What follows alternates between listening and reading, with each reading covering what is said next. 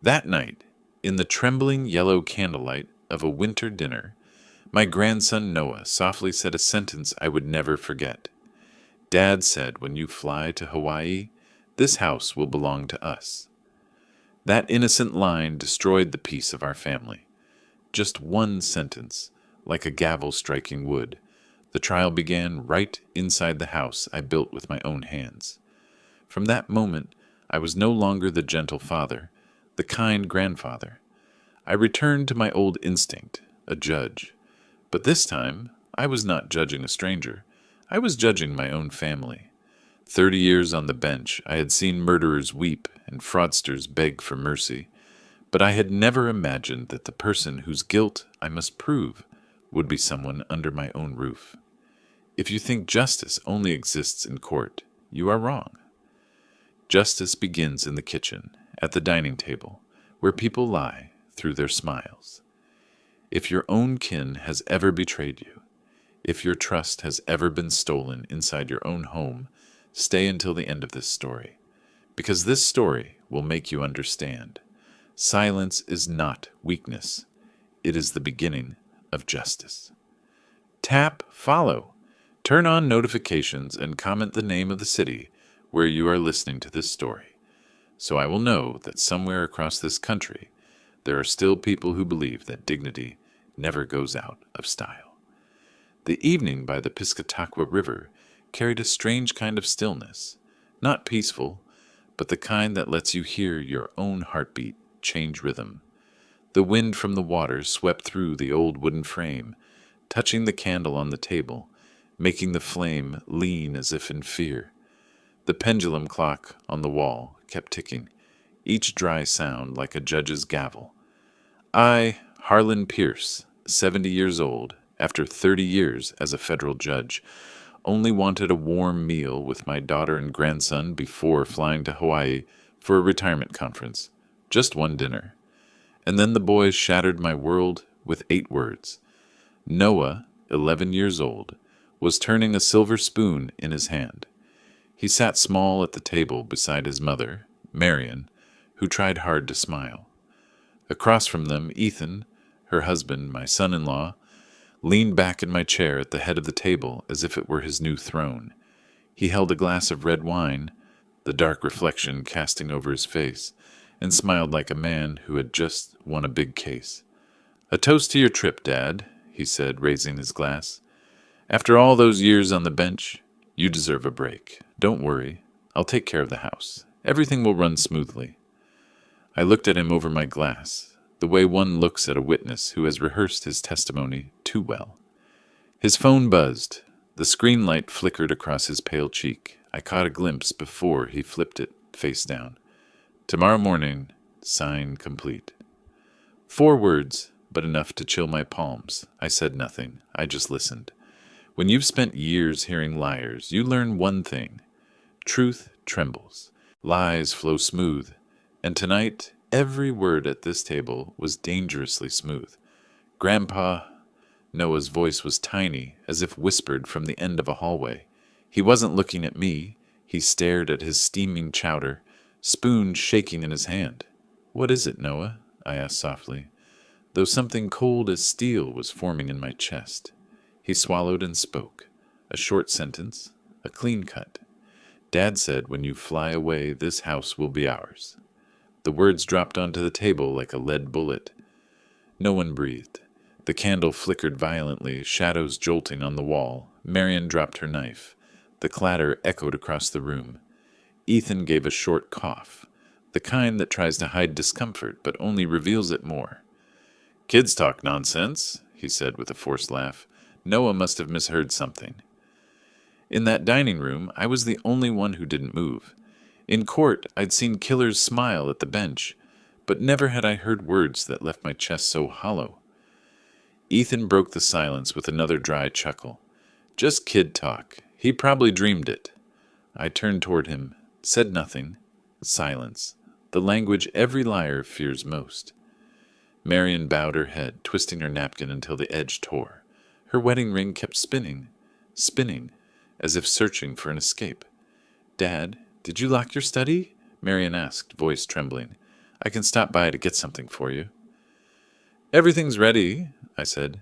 "Tickets, luggage, all set." "Dad said you'd sign the papers tomorrow," Noah whispered. Ethan shot him a quick, sharp look. I stared at the boy. He was scared, but still went on. "Dad said you don't need such a big house anymore, and that you can't do anything about it." That wasn't a child's voice anymore. That was a verdict. I set my glass down carefully, as if placing a key piece of evidence on the bench. "Good wine," I said calmly. "Oregon, isn't it?"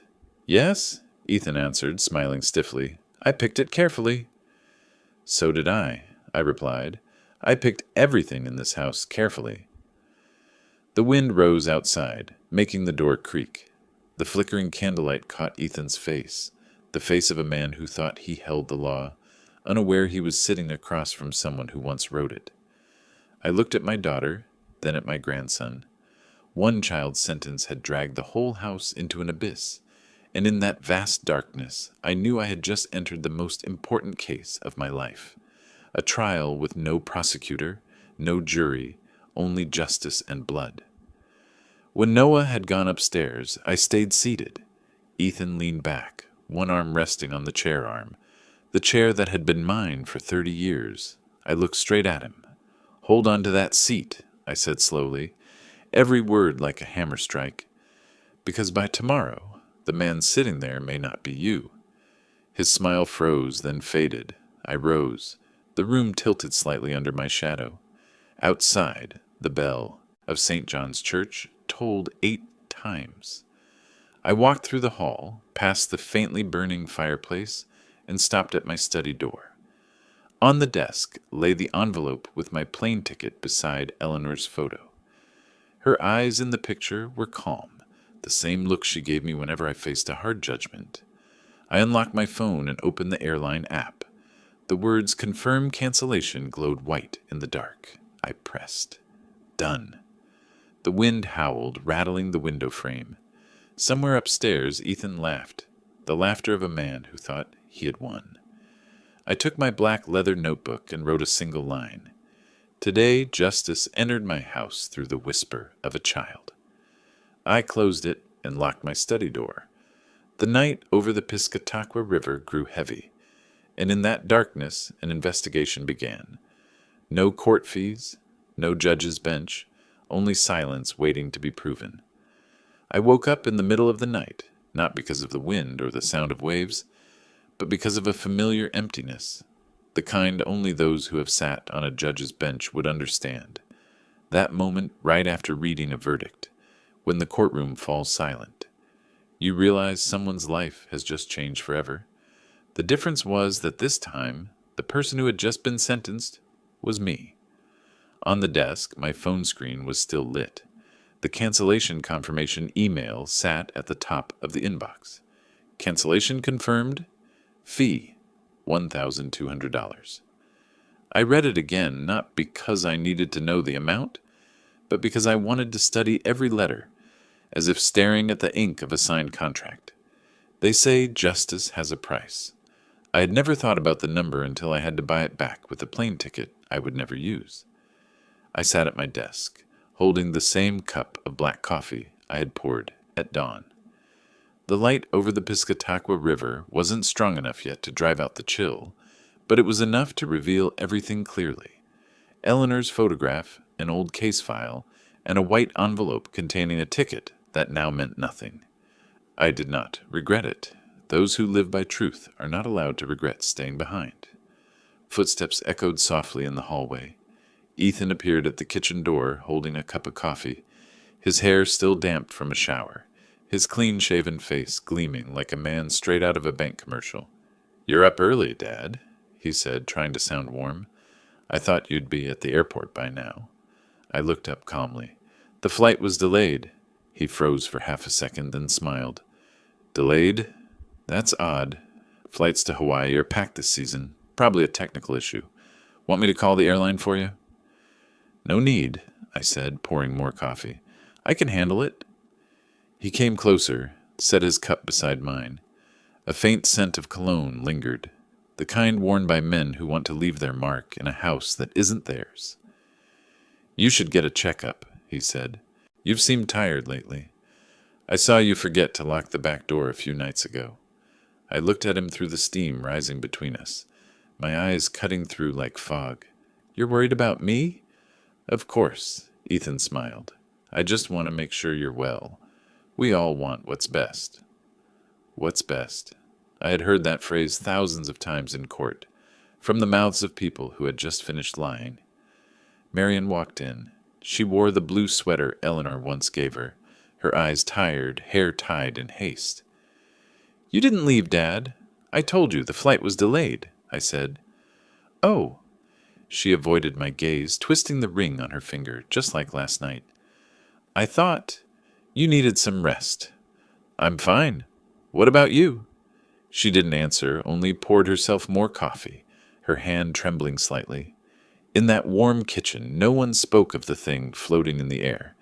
That trust, once it begins to rot, cracks like old wood, and one day it will make a sound you can't ignore.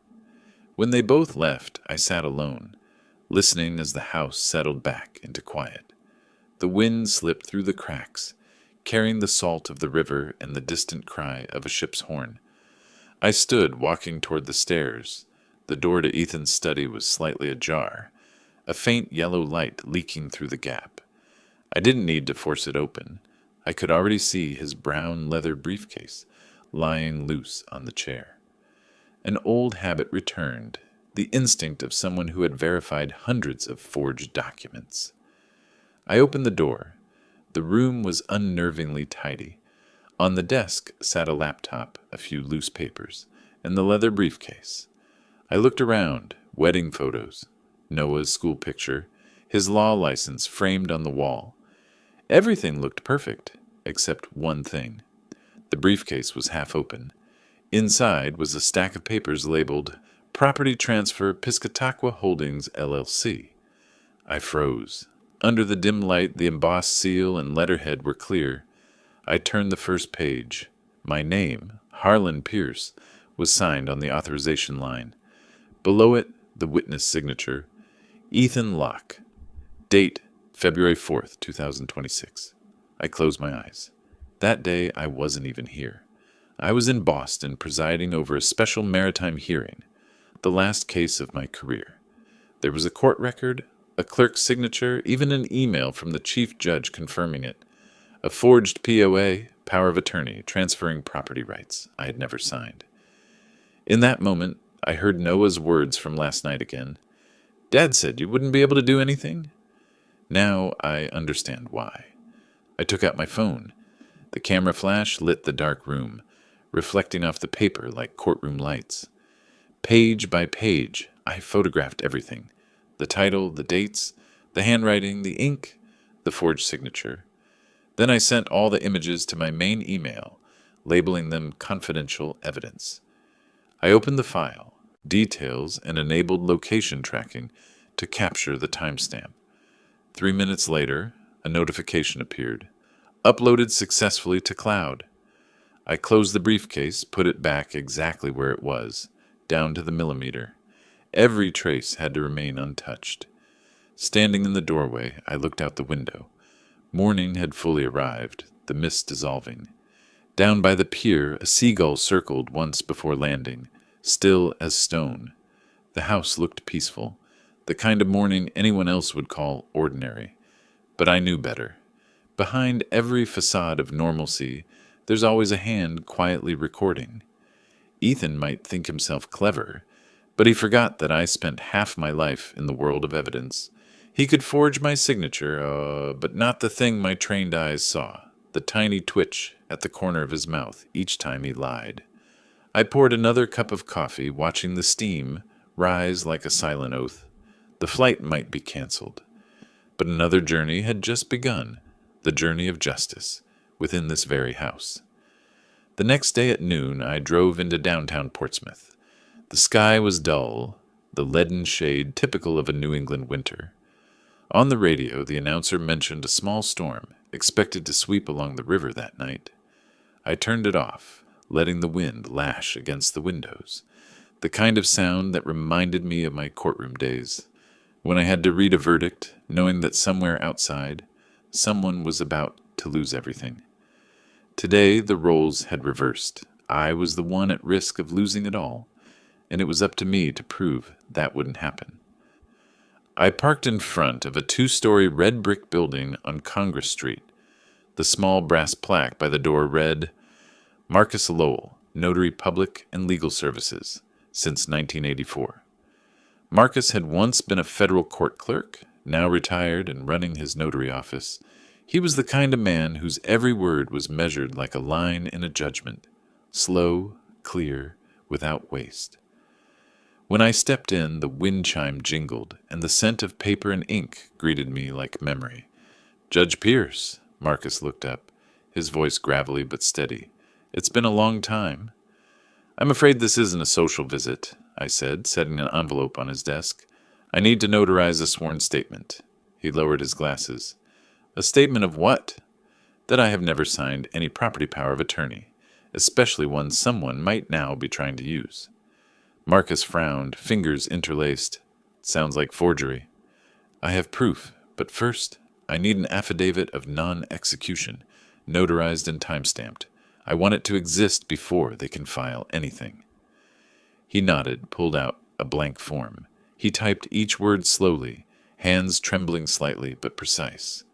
I, Harlan Pierce, residing at 19 Riverbend Lane, Portsmouth, New Hampshire, solemnly swear that I did not sign, authorize, or permit any power of attorney related to property in my name. I signed below the oath, each stroke deliberate and sharp. Marcus fed the paper into his embossing press. The crisp click sounded like a gavel strike. The raised seal of a seagull, the symbol of Portsmouth, gleamed in the corner. First step done, Marcus said. But for this to hold weight, it needs to be logged at the Rockingham County Registry of Deeds. That's what I thought, I replied. How long? If we send it now, they'll record it today. I can scan and transmit through a secure link. I glanced at my watch. 12:47. Marcus opened the digital signing portal, entered his notary code, number NH4521ML. He scanned the document and affixed a second seal at the bottom. On the screen, a timestamp appeared. Recorded 12:58 p.m., February 5th, 2026. 11 minutes. Exactly as I wanted. A living piece of evidence, independent of any spoken word. Marcus hit send. It's now public record. If anyone files a forged POA, this will expose the conflict immediately. The court will check the timestamps. Your signature today is your shield. I nodded. Thank you, Marcus. He gave a weary smile. I've seen too many people lose their homes by trusting family. But you're different. You know how to use the law to keep what's yours. Sometimes, I said quietly, justice doesn't need a courtroom, just a seal. Before leaving, Marcus handed me another copy, sealed in clear plastic. I also sent you a PDF. The system will email confirmation of the recording. If they try to alter it, the metadata will protect it. Good, I said. If needed, I'll go straight to the prosecutor. I stepped outside into a sky gone slate gray. Fine snow began to fall, each flake landing on my coat like a cold, persistent warning. On the drive home, I stopped by the old harbor, where ships lay motionless under dim lights. I checked my email. Subject, Affidavit of Non-Execution, recorded successfully. Below it are the timestamp, file code, and embossed seal image. I saved it in the folder, Case File, Pierce. By dusk, the house was unusually quiet. Marion had picked Noah up from school. Ethan was still out. I went upstairs, brewed black tea, and reread Marcus's document. Every detail was airtight. No gaps, no clerical flaws.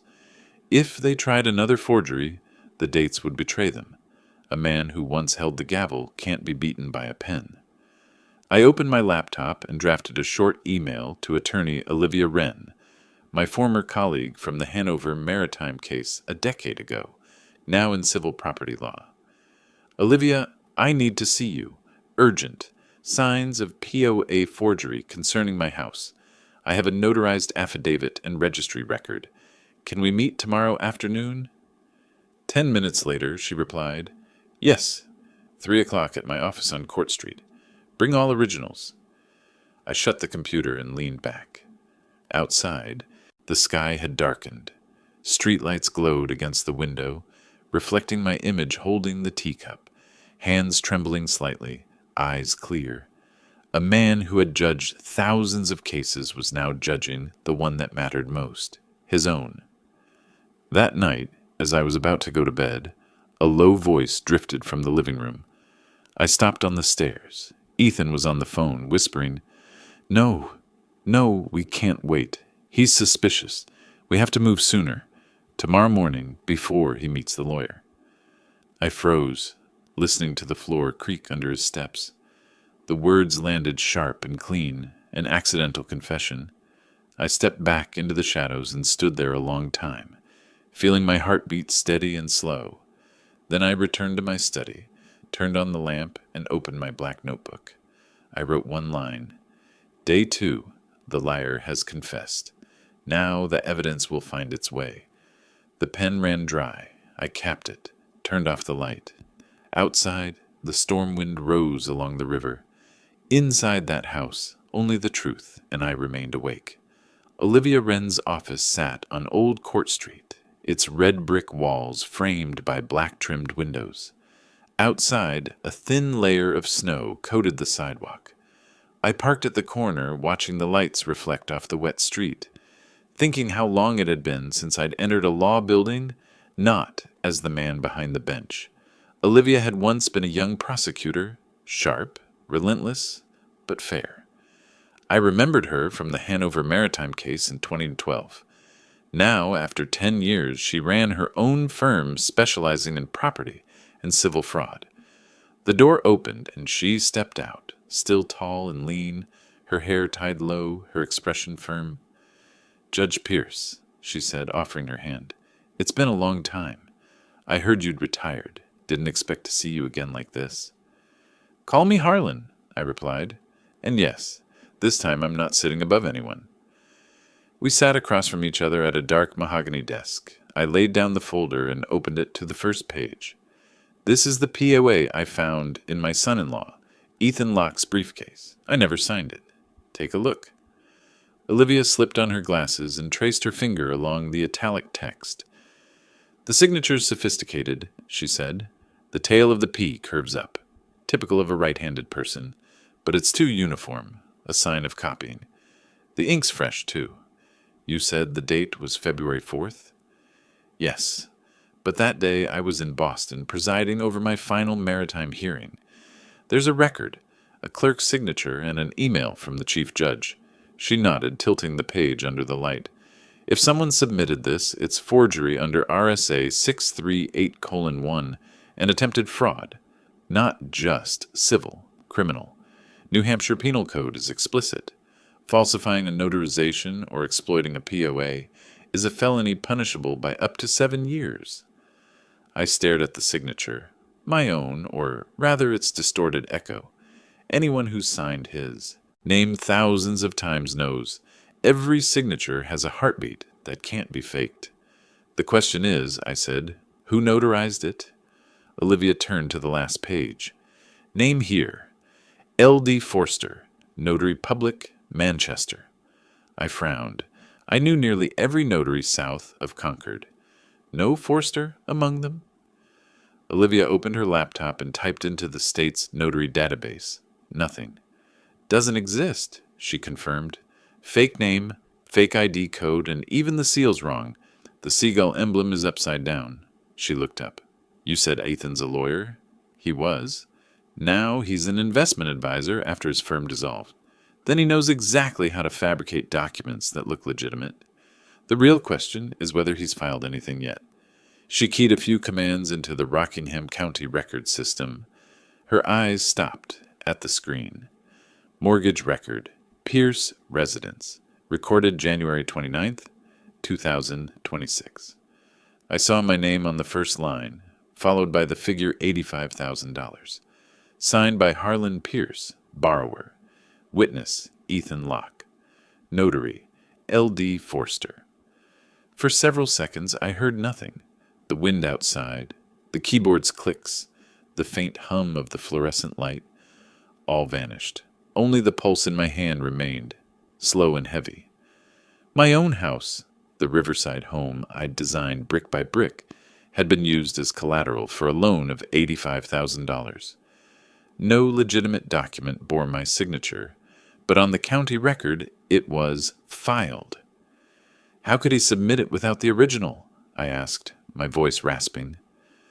Olivia closed her laptop. He probably used a scanned, notarized copy.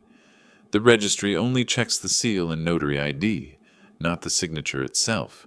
If he went through a brokerage or small lender, it's even easier. And the money? Likely already dispersed. A second mortgage using your house as collateral for his personal debt. You need to report it immediately so the county can freeze the file. I leaned back, drawing a long breath. What I felt wasn't fear. It was the same cold disquiet I'd felt when a verdict was overturned unjustly, when evidence was turned into a weapon and justice into theater. What's our next move? I asked. First, I'll file for notary and seal verification. Meanwhile, you'll prepare to counter with the affidavit of non-execution, Marcus Lowell, notarized yesterday.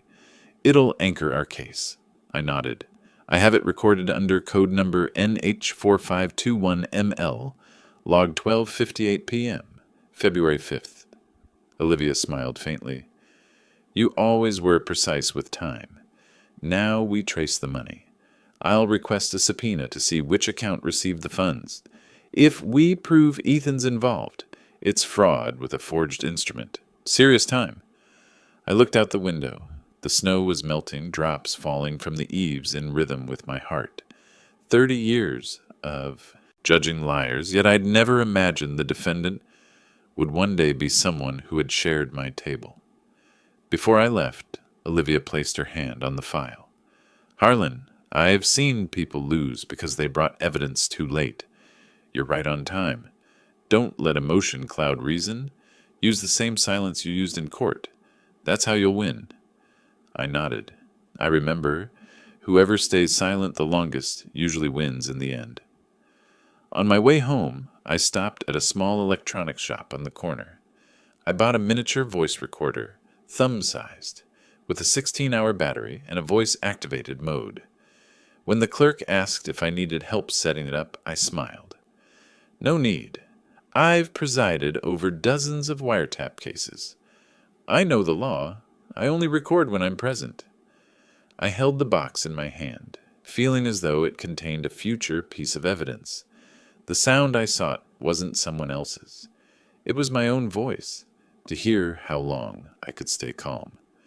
When I got home, Marion was setting the dinner table, and Noah was working on homework at the kitchen counter. Ethan was still gone. I greeted them, went upstairs, opened my black notebook, and wrote one line. Day 3, the house has been pawned. The betrayer carries my name, but so does justice. I closed the book and looked out the window. Beyond it, dusk fell over the river, the last light cracking like the fracture of trust. That night, the house by the river was so quiet, it felt like it was holding its breath. A fine mist drifted across the porch, catching the dim gold light that spilled onto the wooden floor. I sat in the armchair of the living room, a half-read copy of the Portsmouth Herald in my hands, eyes fixed on the blurred headline, Stormfront expected over Piscataqua River. Beside me, the miniature recorder rested inside my coat pocket, its tiny red light blinking, voice-activated mode. I had turned it on when Ethan came down the stairs, phone pressed to his ear. I didn't need to spy. I only needed to listen, and the law allowed that, because I was a participant in my own home. One party recording. Legal in New Hampshire. Ethan paced the room, whiskey glass in hand, his tone low and confident, the voice of a man who thought every move was already calculated. Yes, Mark, I told you. If he'd just agreed to go to Hawaii, everything would be done. Now that he's stayed, we'll have to change plans. I flipped a page of the newspaper, pretending to read, watching his reflection in the fireplace glass. No, I have the POA. Of course, it's signed and properly notarized. He suspects. But it's too late now. Ethan stopped, poured himself more whiskey. I'm serious, Mark. The old man's slipping. If a doctor certifies he's lost capacity, the court will give us the right to sell everything. It's only a matter of time. I heard every word. The sound cut through the air like cold blades. It was the kind of evidence I'd heard countless times in court, but never imagined I'd record in my own living room. Ethan gave a short laugh, listening to the voice on the other end. Right. The $85,000 second mortgage matures in 12 days. If the funds clear in time, we can roll them over. If not, I'll find a way to get him to sign the medical guardianship papers. Trust me, I know how. I quietly folded the paper and set it on the table. The faint rustle barely made a sound, but in my head it echoed like a gavel strike. 12 days. 12 days to protect my name, my home, and what was left of trust. When Ethan went upstairs, I turned off the recorder and slid it into the drawer beside the chair. I checked. 14 minutes long. Crystal clear. Half of justice was now captured. The next morning I met Olivia Wren at a small cafe near the harbor. The air smelled of salt and bitter espresso. Olivia was already there, laptop open, hair tied neatly. I have something for you, I said, placing a small USB drive on the table. More evidence? An audio recording last night. He talked about using a guardianship order to strip my rights. I heard the partner's name. Mark Haynes. Olivia plugged it in, put on her headphones, and her eyes narrowed when the line played. The court will give us the right to sell everything. She stopped, looked up. Perfect, she said. That shows intent. Deliberate exploitation of health to seize property.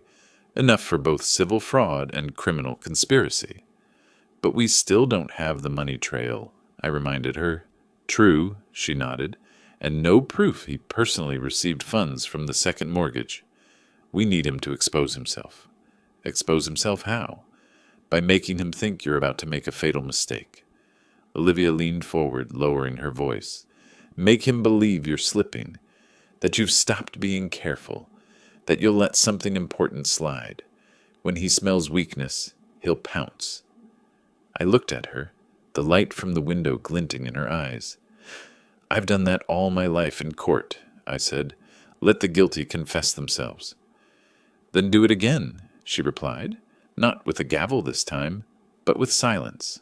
She touched her cup, smiling faintly. Let him grow confident, and we'll bring the whole web down at once. That evening I came home early. Marion and Noah were asleep. Only the lamp in the living room was still on. I opened the safe, pulled out an old investment account statement, the one only I knew was still active. The final line read, $430,000. Available balance. I placed the statement in a thin envelope and left it on the desk, positioned where anyone passing by would see it. Then I sat down, opened my black notebook, and wrote one line. Day 4, justice requires more than evidence. It needs bait. Sometimes, the biggest fish is the one that thinks it's clever. I turned off the lights, leaving only the faint glow from the hallway. Outside, the river wind hissed through the cracks, carrying the damp chill of winter. On the desk, the sheet bearing $430,000 shimmered under the dim light, silent, tempting, and dangerous. In the dark, I smiled. The board was set, and the first piece had been moved. The next morning, I went downstairs as usual. Rare winter sunlight poured through the glass window, washing over the oak countertop. The bank statement for $430,000 still lay exactly where I'd left it the night before. Casual but eye-catching for a man desperate for money. Ethan came down the stairs, tie straight, shirt crisp. He froze mid-step when he saw the paper, his eyes flickering for a fraction of a second before his calm mask returned. "You're up early, Dad," he said, his tone unusually gentle. "Can I make you some coffee?" I looked up and smiled. Thanks, but I still prefer brewing my own. Ethan walked around the table, pretending to glance at the statement. I saw his fingers brush its edge, a reflex only someone familiar with financial documents would have. He didn't read aloud, but I knew his eyes were counting zeros. A moment later, there was a soft click from his jacket pocket, the sound of a photo being taken. I pretended not to notice, just smiled. Old statement the bank sent by mistake, I said. Didn't realize they still had records of those small investments from years ago? Ethan nodded, but the smile on his face tightened. I could see it clearly. The bait had been taken. From that moment, his attitude shifted entirely. That breakfast, he talked more than he had in weeks, laying on compliments with suspicious ease. You've always had such vision, Dad. It's rare for someone your age to invest so wisely. I've been looking into some small rental properties myself. Steady return, low risk. I set down my teacup, watching him through the rising steam. Is that so? I used to think about that too. Rental homes are cash flow assets. Makes sense for someone who doesn't want to touch their principal. His eyes lit up. If you're interested, I could show you a few listings with my partner, Mark Haynes. He's got 3 promising ones, in Dover, York, and Kittery. I nodded as if intrigued. Sounds worth a look. The next afternoon, we set off. Ethan drove, Mark Haynes in the passenger seat. I sat in the back, silent. Mark was about 40, with salt and pepper hair, neatly dressed, but with that sly look of a broker who's been through too many deals. The first house was in Dover, a small white home with overgrown grass and a crooked foreclosure sign out front. Ethan smiled. Listed at $210,000, but could fetch $260 after renovation. I studied the info board by the fence. You do realize this property's under a legal hold for an uncleared debt at the registry, right? The owner hasn't received a release of lien. If you buy now, the entire contract is void, under RSA 479:33. Mark hesitated. Ethan forced a chuckle. You're always up to date, Dad. I handled a case just like this once. The buyer lost everything. This place can't be transferred for at least 2 months. The car ride to the next house was noticeably heavier. The second one was in York, a wooden house off the main road with a sign reading, Probate Pending. This one's better, Ethan said. The heir wants a quick sale. I walked along the porch, glancing through the paperwork they carried. The heir doesn't have letters of administration yet. No authority to sell. Mark frowned. Their lawyer said it's coming soon. Coming soon isn't issued, I replied. Any contract signed before the authority is granted is void. I've nullified 8 of those cases myself. No one spoke. The cold wind blew, scattering the flyer in Mark's hand. I bent to pick it up, smiled faintly. Sometimes the paper that flies away is more honest than the one that stays. The third house was in Kittery, 47 St. John Street, a cream 2-story with a small yard overlooking the river. Asking price $380,000, Mark said enthusiastically. Could easily hit $450 due to location. This one's the gem. I stayed silent, flipping through the appraisal report. The true value printed clearly. $280,000. I set the paper down and looked straight at him. You just marked it up $100,000, didn't you? What's the split? 70-30 or 50-50? Mark laughed nervously. Just a joke, sir. No, I'm asking as someone who's presided over fraudulent appraisal cases. Under Maine law, deliberately inflating property value to deceive an investor over 60 is a felony, punishable by up to 10 years. Ethan swallowed hard, his face pale. Dad, maybe there's a misunderstanding. No, Ethan, I cut him off, my tone steady. There are no misunderstandings in law, only evidence, and I've seen enough. They both stood frozen for a few seconds. I looked around the room, sunlight slicing through the window, dust floating in the air. It felt just like the courtroom light, when the dust of lies had begun to fall. I turned back to them, my voice calm but firm. Before I invest a cent, every document goes through notary Marcus Lowell and attorney Olivia Wren. If that makes you uncomfortable, I understand. Only those afraid of truth fear a real seal. Sweat glistened on Ethan's forehead. His forced smile cracked. Mark looked away, silent. I stepped out onto the porch, inhaling the sharp winter air. The cold bit my skin, yet inside I felt a slow warmth rising, the kind that comes when you regain control. No one spoke on the drive. Home. Only the sound of wind against the car windows echoed back the words I'd just spoken, each one like a verdict in a trial without a jury, where truth itself is the judge. When I got home, I opened my black notebook and wrote, Day 5. They've exposed their weakness. In the game of greed, truth is always the last prey they never see coming. I set the pen down, listening to rain begin to patter on the roof. Outside, the Piscataqua River flowed quietly, but I knew, beneath its calm surface, the current had already begun to turn. Mornings by the Piscataqua always carried a strange stillness. The winter sunlight shimmered on the water like liquid metal. Seagulls circled above the ferry dock, and the beat of their wings sounded like the pulse of a city waiting for something inevitable. I sat at my desk, facing a stack of files, thicker than any case I had presided over in 30 years. As a judge, only this time I was the plaintiff. Marcus Lowell, the meticulous old notary who measured every word like it might end up in a statute, had called earlier that morning. His voice, calm and gravelly as ever, carried a faint current of professional excitement. I ran the search in Sunbiz, the Florida corporate registry, just as you asked, he said over the phone. Sunset Property Group, LLC, was registered in Florida in 2023. 2 members, Ethan Locke, 15%, and Mark Haynes, 85%. I closed my eyes, exhaling slowly. So they really are partners. Not just that, Marcus continued. The company address is listed as a P.O. box in Tampa, but the bank account is tied to a branch right there in Portsmouth, same bank you use. I thanked him, writing down every detail, every number. The current of truth was forming, link by link, like a verdict writing itself.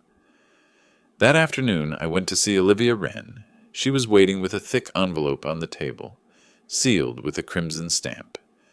Legal opinion letter, Wren and Associates. She slid it toward me, the navy blue cover embossed in silver. Wren and Associates, Legal Opinion Division. It's done, she said firmly. This letter was prepared officially at your request, based on the materials you provided and the verified records from Florida's Sunbiz system.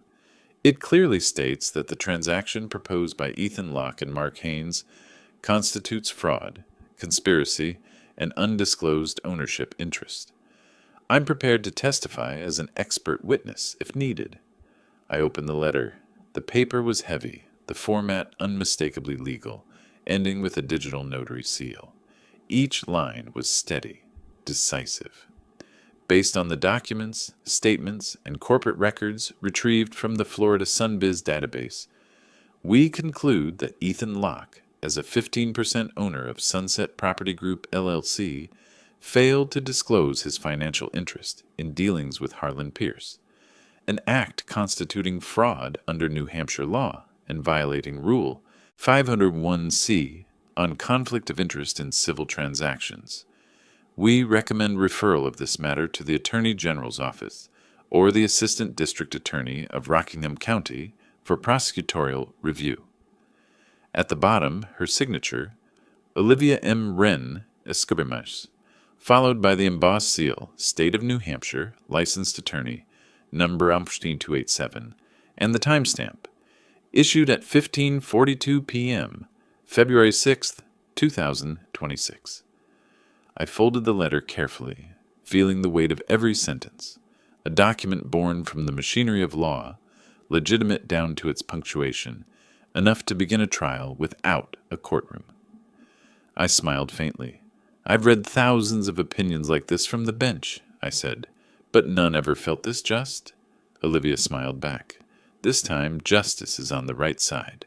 No, I said quietly. Justice never takes sides. It stays in the middle until someone brings enough evidence to pull it home. That evening, the riverside house glowed faintly under amber light. I cleared my desk and began assembling the final file, my own private indictment. Each document lay out with judicial precision and structured like a case ready for trial. One forged power of attorney, original found in Ethan's briefcase.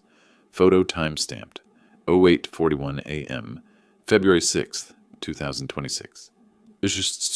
Recorded mortgage, verified at Rockingham County. File number 26, RK 18845. 3 transcript excerpt. Conversation between Ethan and Mark. If he loses capacity, the court will give us the right to sell everything. 4. Legal opinion letter, signed and notarized by Wren and Associates. 5. Timeline of events, a detailed chronology with a verified chain of custody. I checked my wristwatch, the second hand ticking forward. 22, 47, and 18 seconds. I began sealing. Each packet went into a large envelope. The seam closed with red wax, pressed with the letter P for Pierce. On the front, I wrote by hand. Financial Fraud Dossier, Case, Locke and Haynes. Compiled by Harlan Pierce. Time, 22:52 and 37 seconds. February 6th, 2026. I attached the chain of custody form to the corner, signed across every seal, and placed the envelope into the courier drop box. Recipient, Assistant District Attorney Julia Stone, Rockingham County. Beneath the address, I added in black ink, duplicate copy retained, original held in Pierce residence. The envelope slipped into the slot with a small metallic click, a quiet sound, but one that made my pulse quicken, because I knew from that moment on the truth could no longer be denied.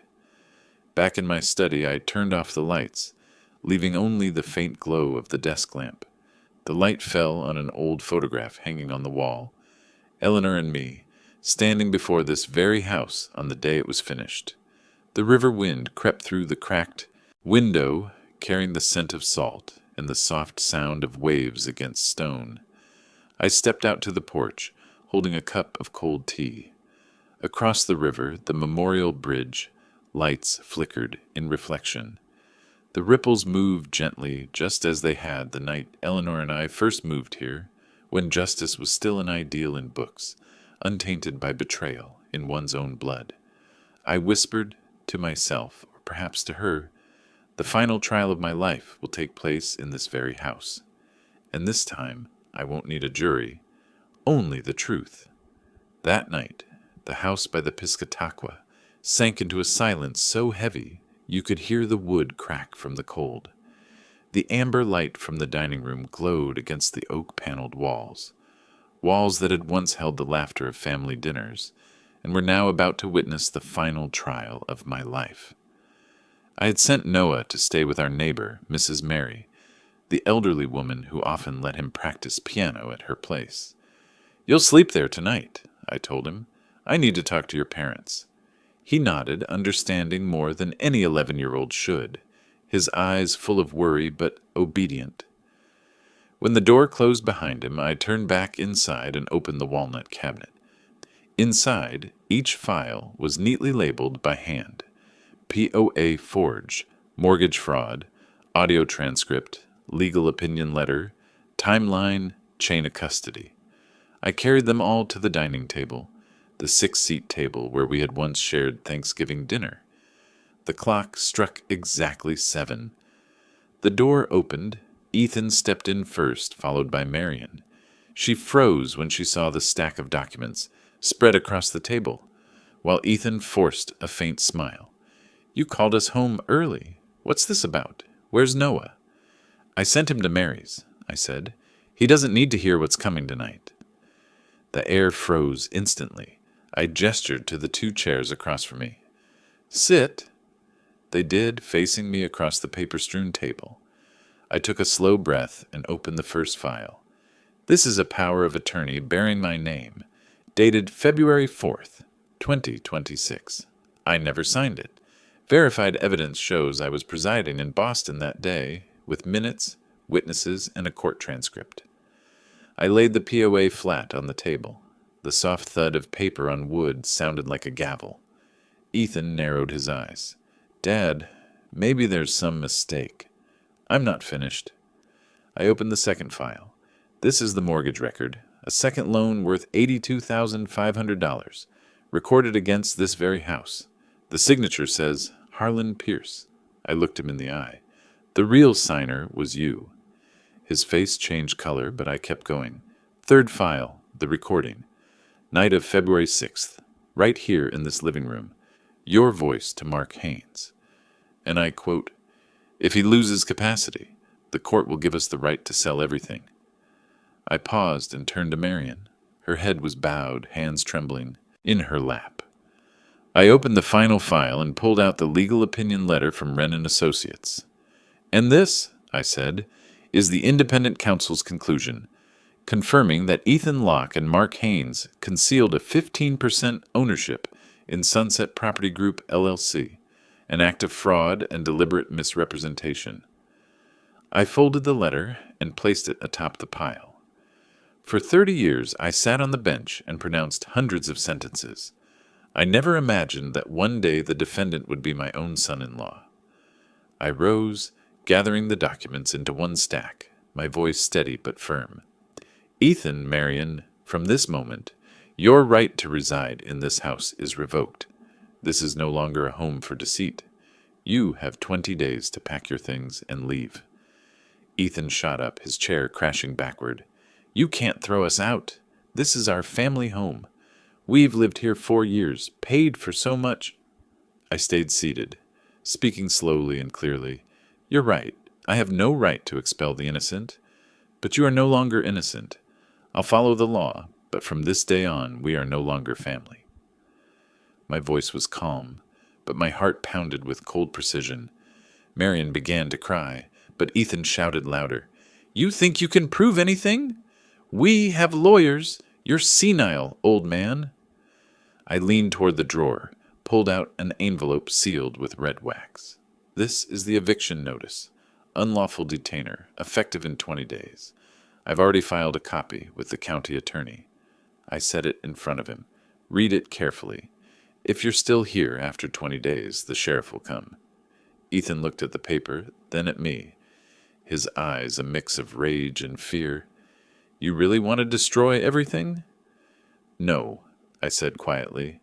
You did that. I'm just putting it back where it belongs.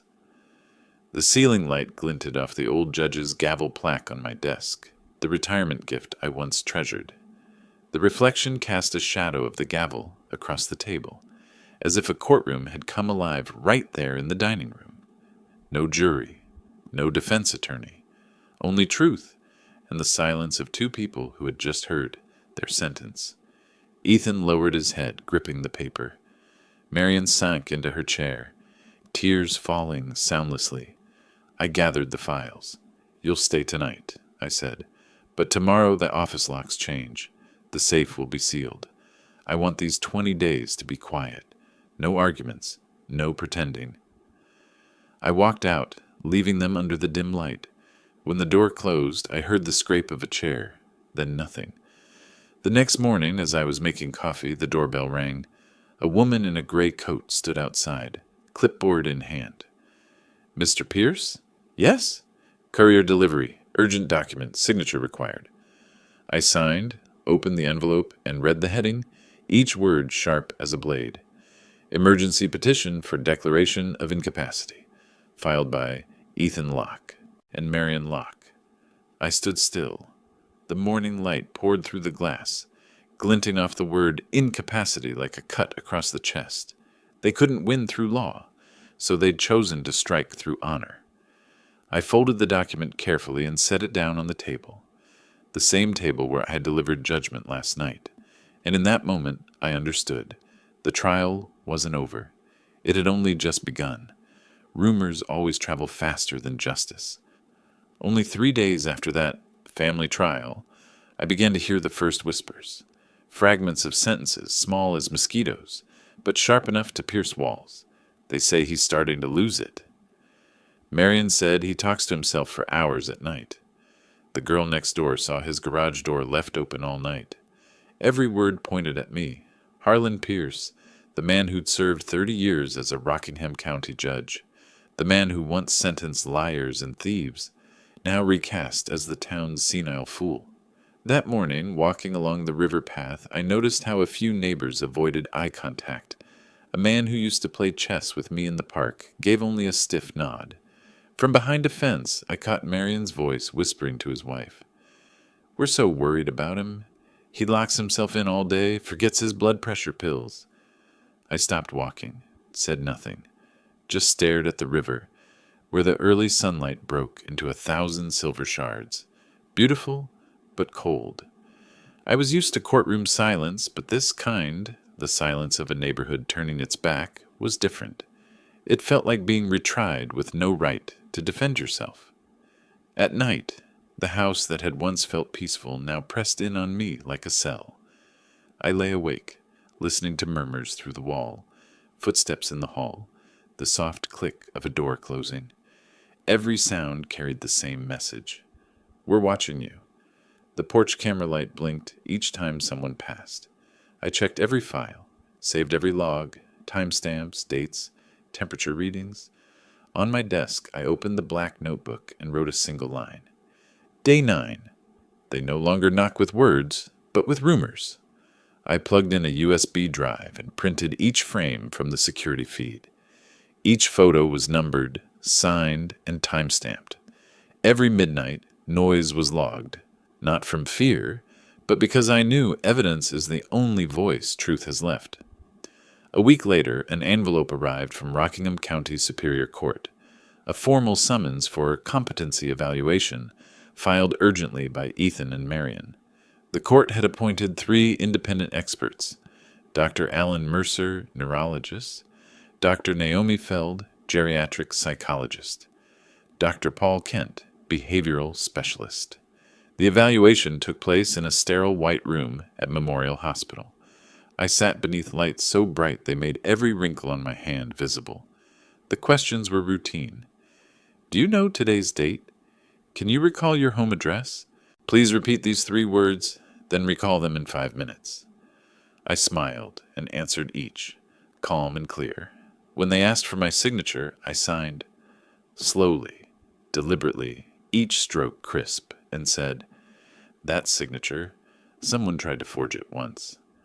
No one spoke, but I saw Dr. Feld watching me, her eyes soft with understanding. 3 days later, I received the official results. Thick reports, each ending with a doctor's signed conclusion. The final lines were identical. Cognitive and executive functions intact. No evidence of dementia or impairment. Subject demonstrates full decision-making capacity. I read them slowly, every word like a heartbeat easing. What I felt wasn't joy, but stillness, because I knew this was only the first half of the war. The next morning, I stepped out onto the porch, holding the reports. Marion stood by the fence, chatting with Mrs. Morrison next door. When she saw me, she fell silent. I lifted the papers high and said loud enough for the river wind to carry. 3 experts, 3 signatures, 3 conclusions. I am perfectly sound. The liars will have to explain themselves. Her face drained of color. She turned and fled indoors. I placed the reports on the table and looked out at the river. The surface shimmered in the afternoon light, rippling softly, like the quiet applause of justice itself. I sipped my tea and wrote the day's final line. They think the court will save them, but the court has never saved a liar. That morning, the sky over Portsmouth was veiled in a thin film of silver gray. I arrived early at the Rockingham County Courthouse with Olivia Wren and Assistant District Attorney Julia Stone. Outside the gate, small groups murmured, familiar faces from the legal circuit watching me with a strange mix of curiosity and pity. A retired judge now standing trial in his own capacity hearing. I smiled faintly. Justice, the principle I had upheld for 3 decades, would once again be tested, only this time it was holding a mirror to me. Inside courtroom 2A, The presiding judge was Patricia Brennan. I had attended many of her sessions in the past. She was firm, cold, and exacting, the kind of judge I used to tell young magistrates to emulate, reason before emotion. Today she gave me a small nod. "Good morning, Judge Pierce." "I'm just Harlan now, Your Honor," I replied. On the left sat Ethan with his attorney, wearing that practiced confidence of a man who thought he had the game rigged. Marion sat behind him, thinner, her eyes swollen from sleepless nights. The hearing began. Ethan's lawyer spoke first, his tone polished and patronizing. "Your Honor, we are here today out of concern for a father, a man who has dedicated his life to service but no longer possesses the capacity to manage his affairs. Mr. Pierce exhibits obsessive control tendencies, pathological suspicion, and erratic behavior that have caused emotional distress to his family." Ethan rose, voice heavy with mock sympathy. "I love my father, but he's not the same. He sees conspiracies everywhere, installs cameras, records everyone, and locks every door at night. We just want him to have proper care." I sat silent, listening as slander dressed itself in the language of compassion. I remembered a line I once taught: "The most convincing liars are the ones who can cry, 'on cue.'" Olivia stood. "Your Honor," she said calmly, "we object to this baseless narrative and ask to present factual evidence." She placed 3 thick binders on the judge's desk. First, 3 independent medical evaluations commissioned by this very court. All conclude that Mr. Harlan Pierce is fully competent in cognition, judgment, and executive function.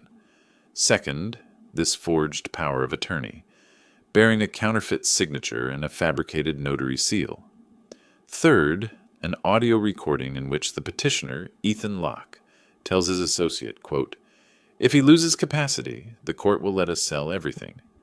Finally, a legal opinion letter from Wren and Associates confirming fraudulent activity alongside the unauthorized $82,500 mortgage record. The courtroom fell silent. Judge Brennan flipped through the papers quickly, her glasses catching the light, turning her expression into something metallic. "Mr. Locke," she said evenly, "these documents indicate you executed financial transactions involving the petitioner's property without his consent. Do you wish to respond?" Ethan shifted, sweat forming at his collar. I acted on legal advice. It was all for the family's benefit." "Benefit," Brennan said flatly, "cannot rest on forgery. That is fraud." At that moment, Ada Julia Stone stood, her voice carried across the room. "Your Honor, the state of New Hampshire has concluded its investigation. The prosecution is prepared to charge Ethan Locke with forgery, mortgage fraud, and conspiracy to defraud a senior citizen." The clerk's pen froze mid-note. The air itself seemed to solidify. Ethan turned to his attorney, who lowered his eyes, knowing the case had just slipped out of his hands. I remained still, staring at the bench, my hand resting on a small brass nameplate. Dr. Harlan Pierce, ready. The same one that had sat before me for 30 years in this very courthouse. A circle closing. Yet before it did, I had one last statement. I stood facing Judge Brennan.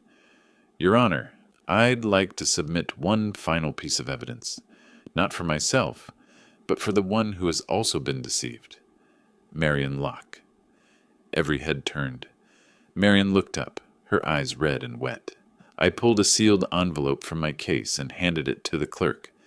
"These are bank statements and a notarized affidavit from the trust records of Marion's late mother, Evelyn Grant. They show that Mrs. Locke was the beneficiary of a $180,000 inheritance held in the Grant Family Living Trust. 6 months ago, Mr. Ethan Locke withdrew those funds without authorization, using his wife's forged signature. The money was transferred into a subsidiary account of Sunset Property Group, LLC. Marion's voice broke. You did what?" Ethan froze, unable to speak. I set the envelope down on the judge's desk. "She trusted her husband, Your Honor, but trust is not a blank page for another to write crimes upon." Marion stood suddenly trembling. You said it was for investment, for Noah's future. You took everything my mother left me? She collapsed into her chair, sobbing uncontrollably. Judge Brennan struck the gavel 3 times. Order. Then clearly, firmly, based on the evidence, testimony, and prosecutorial confirmation, this court denies the petition for determination of incapacity. Mr. Harlan Pierce retains full legal and civil competence and all rights to his property. Regarding Mr. Ethan Locke, the matter is hereby referred to the state prosecutor for criminal indictment. Court is adjourned. The final gavel struck. I sat motionless, my hand still on the brass plaque. Sunlight poured through the window, illuminating the engraved words, Honor Harlan Pierce, Ret, as if it had never left its rightful place, before justice, not behind it. 2 officers stepped forward to cuff Ethan. He didn't resist. His eyes met mine, hollow, stunned, as if seeing his own reflection for the first time. Marion bowed her head, tears falling onto the cold wood floor. Outside, the winter wind swept across the courthouse steps, scattering the last leaves of the season. I stood at the bottom of the stairs, watching the crowd disperse. Marion lingered a few paces away, her eyes swollen, her voice hoarse. I chose wrong, Father. I looked at her for a long time before answering softly, Even a mistake deserves a verdict, but that verdict isn't to punish. It's to remind you. Never betray the law that lives in your own blood. She lowered her head and wept. I turned away, walking slowly toward the parking lot. Behind me, the granite courthouse towered against the sky, cold, unyielding, and steady as the only faith I had left. That December, winter came earlier than usual. The Piscataqua River froze along its banks, snow-blanketed rooftops, and the wind that whistled through the chimneys sounded like the sighs of old trials. I stood by the window, staring at the heavy gray sky, feeling an odd calm inside. Justice had been served, but as I had once told myself, justice does not heal. It only stops the bleeding. 3 weeks after the hearing, Ethan was indicted on 6 criminal charges. 1, forgery. 2, fraud. 3, unsworn falsification. 4, mortgage falsification. 5, conflict of interest. And 6, obstruction of justice. The prosecutor's office sent me the formal notice. In total, if convicted, he could face between 15 and 20 years in prison. I felt no joy, no anger, only the quiet weight of a chapter finally closing in a book that had gone on too long. Marion filed for divorce soon after Ethan was remanded pending trial. She came to see me in the backyard where snow covered the steps. She carried a folder of divorce papers, tears falling as she spoke. I've signed a cooperation affidavit with Ada Julia Stone. I'll testify to everything from the forged power of attorney to the withdrawal from my mother's trust. I nodded and said softly, No one blames you for being deceived. But from now on, live as a witness to your own truth. She smiled sadly and looked up at the photo of my wife, Eleanor Pierce, hanging on the porch wall. The light reflected off the glass, making her face seem to watch us both. Before leaving, Marion took my hand. I'm not asking for forgiveness, Father. I just hope Noah can still grow up in this house. I answered, He already is. After the trial, Noah moved in with me. Together, we cleaned out Ethan's old room. The walls that once displayed degrees and travel photos were repainted a pale blue. I set a small wooden desk by the window, next to a bookshelf. Noah carefully arranged his storybooks and pencils, then taped up a paper sign, Noah's Reading Room. The boy smiled when he saw me smile. Grandpa, I want to study law, like you. I sat down and handed him a copy of The Ethics of Justice. Before you learn the law, you must understand what's right. The law is just the frame. Right and wrong live in your heart. He nodded solemnly, like an adult. That evening I cooked chicken soup, Eleanor's favorite. The 2 of us ate at the wooden table while snow kept falling outside. The warm yellow light glowed on her framed photo. the glass shimmering faintly, as if her gentle smile were still there. I looked at it for a long time and said quietly, not sure to whom, "Justice doesn't heal, but it stops the bleeding. Maybe that's the closest thing to salvation we're allowed." One morning near the end of the month, while sorting through mail on my desk, I found an envelope stamped Rockingham County Prosecutor's Office. Inside was a letter from Adia Julia Stone. Her handwriting was neat and formal. "Dear Judge Pierce, our office cordially invites you to speak at the Judicial Ethics and Integrity Summit this March, under the theme, Upholding Integrity in an Age of Doubt. Your presence, not as a judge, but as someone who has endured trial, would be an invaluable lesson for the next generation."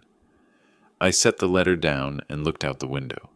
Snow was falling harder now, covering the narrow path that led to the river. A small sparrow landed on the railing, trembling in the wind. I opened the window gently and left a few crumbs of bread. It pecked once, then flew off, leaving tiny footprints in the snow, fragile but clear. I watched it go and smiled. Perhaps justice is like that too. It leaves only small traces, but anyone willing to look will see them. On the desk, Ada Stone's letter remained open. I picked up my pen and wrote a brief reply. I will attend, not to speak about verdicts, but about dignity. 2 months later, the case State of New Hampshire versus Ethan Locke came to an end. The same courtroom that once hosted our family trial was quieter now, emptier. Only the sound of pens signing and the cold air seeping through the windows remained. Ethan received 6 years in prison after accepting a plea deal for 6 charges: forgery, fraud, unsworn falsification, mortgage falsification, conflict of interest, and obstruction of justice. When the judge read the sentence, he didn't look at me, nor at Marion. He only stared down at his hands, shackled in front of his chest. No more excuses, no more tears, just silence, the only verdict that needs no words. I felt neither joy nor resentment. Some endings don't require applause, only the sound of the wind passing through, enough to know justice has done its work. Marion left Portsmouth and moved back to Exeter, to the high school where she once taught American literature.